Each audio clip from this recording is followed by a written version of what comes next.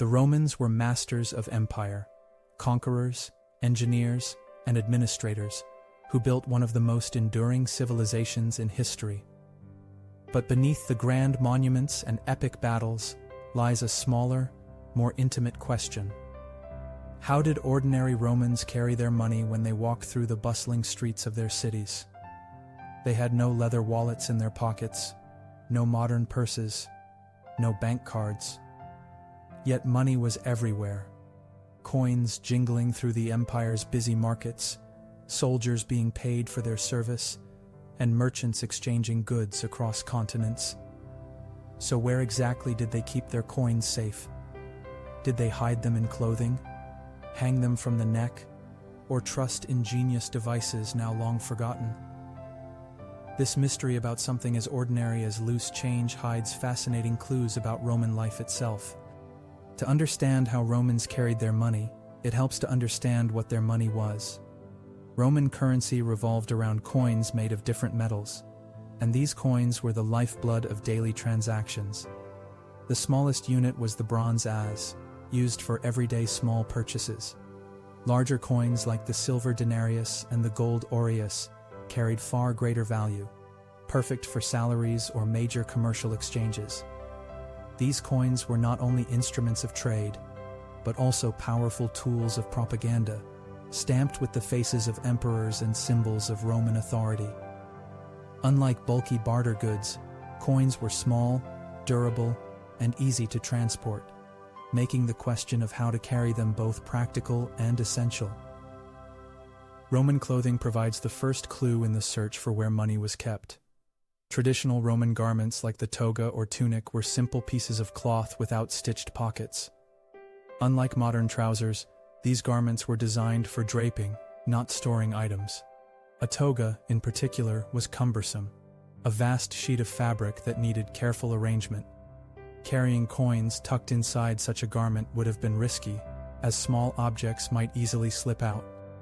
This lack of built-in storage raised challenges for anyone moving through crowded city streets with even a handful of coins to their name.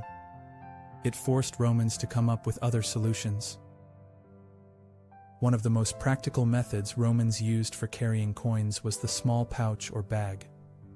Archaeological evidence and literary references suggest that many Romans relied on small leather or cloth purses to keep their money safe. These were often tied to a belt or hung from a cord, allowing the wearer to carry them without much difficulty. Some depictions in ancient art show people with drawstring bags, which could be easily tightened to secure the contents. Similar to a primitive money pouch, these simple containers solved the problem of mobility in a time long before wallets and wallets' chains. Yet, because pouches were visible and often tied loosely, they also invited theft in the bustling urban centers. Another ingenious solution lay in the use of belts. Roman soldiers and civilians alike often wore a cingulum, a leather belt that not only held clothing in place, but sometimes contained small compartments. In certain military contexts, soldiers are believed to have kept coin pouches attached to their belts, making travel and campaigning easier. For officers or wealthier individuals, belts could even be decorated and designed in ways that hid small storage areas. In this way, the cingulum was not only practical, but symbolic of discipline and order, doubling as a discreet way to safeguard the coinage that funded a soldier's life on campaign. Beyond belts and bags, Romans also found creative ways to hide their money in less obvious places. Some accounts and discoveries suggest that people occasionally concealed coins within the soles of sandals or inside the folds of footwear. While not an everyday habit, such methods could be useful when traveling through areas where theft was common. Wealthier travelers sometimes concealed their coins inside luggage, travel caskets, or special containers, while poorer individuals, wary of losing their small savings, might simply tuck coins into the folds of their tunic. These improvised hiding places highlight the ever-present concern with safety and theft in ancient Roman life. The question of carrying money was not just about convenience, it was about security. Roman cities were crowded and vibrant, but also dangerous. Pickpockets and highway robbers operated in much the same way criminals do today. Written sources from the period complain of opportunistic thieves who targeted unattended purses or snatched bags from distracted market-goers. Safe storage of money was therefore critical, and many Romans carried coins with extreme caution, often distributing them in different places as a safeguard. The common urge to protect money in a dangerous world drove innovation as much as necessity. For larger sums, coins on the person were not always the solution.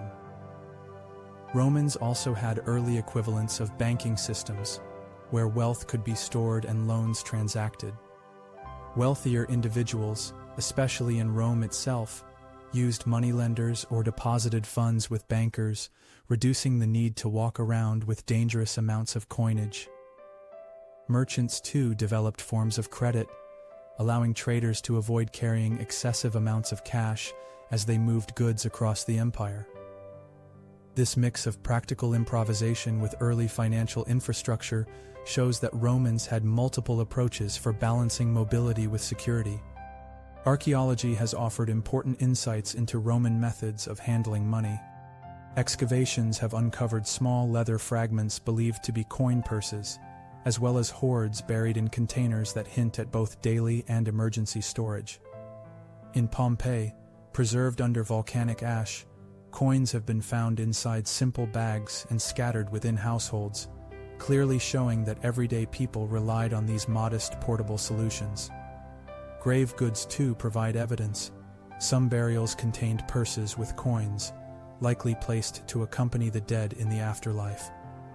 These discoveries reinforce the idea that the pouch or bag was the standard way to keep coins close at hand. Carrying money in Rome was never just practical. It also carried social meaning. The wealthy elite rarely handled small coinage themselves, often relying on slaves to carry purses or handle transactions. For them, the visibility of money was a marker of status. By contrast, ordinary Romans, craftsmen, market vendors, or soldiers, were the ones who needed secure pouches, belts, or footwear stashes for their daily interactions.